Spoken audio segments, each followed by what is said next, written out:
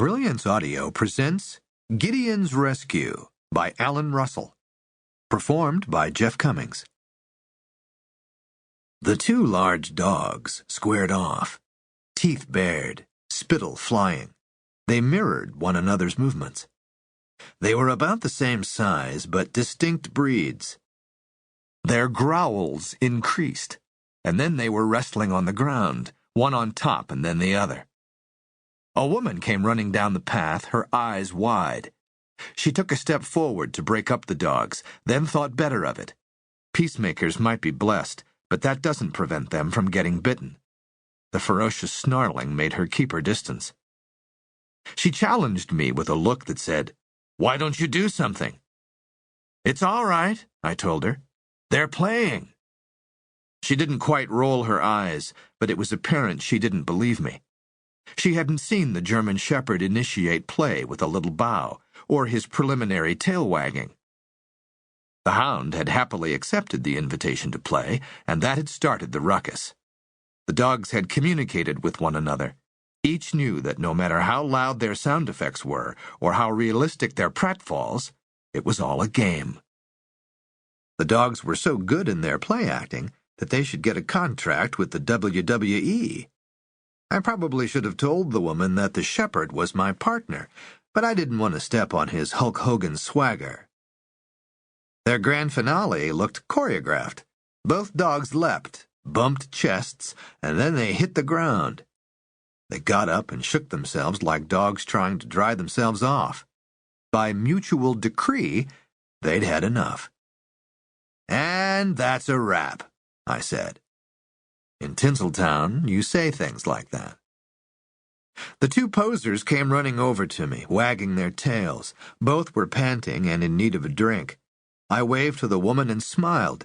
She didn't wave or smile back, and I imagine had she deigned to speak, she would have said, "We are not amused." I put a hand on Sirius's head and told him, "You could have been a contender." Then I accompanied Sirius and Angie to a nearby watering hole where they slurped away. This was my second visit to Angie's Rescues, a shelter that had been open for only 10 days. The no-kill shelter had been Heather Moreland's dream. Heather had gone through hell and had sold her story for a lot of money, proceeds that had built Angie's shelter. Angie is Heather's rescue dog. Conversely, you could say Heather is Angie's rescue human. Angie is mostly bloodhound, a breed often described as a nose with a dog attached. She had sniffed out our presence the moment we parked and had run from inside the shelter to play with her friend Sirius.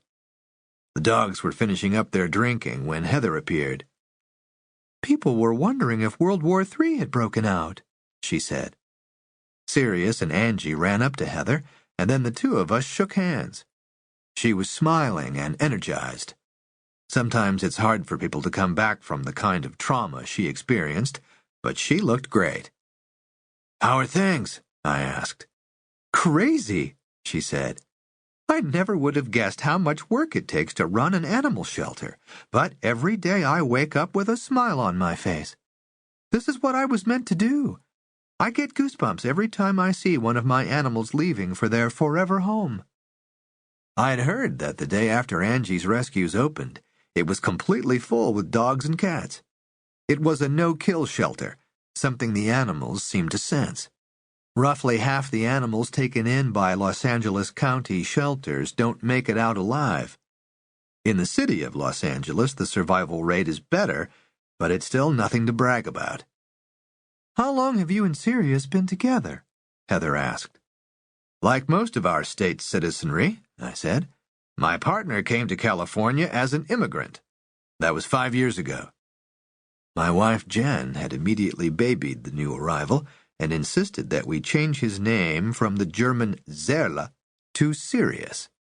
The big bad wolf was putty in Jennifer's hands.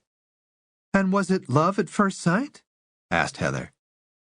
Sirius had loved at first sight, but it was my wife he'd fallen for. The two of us initially had a different kind of relationship. Work and training brought us closer and engendered trust. And then Jen died, and Sirius made sure I wasn't consumed in darkness.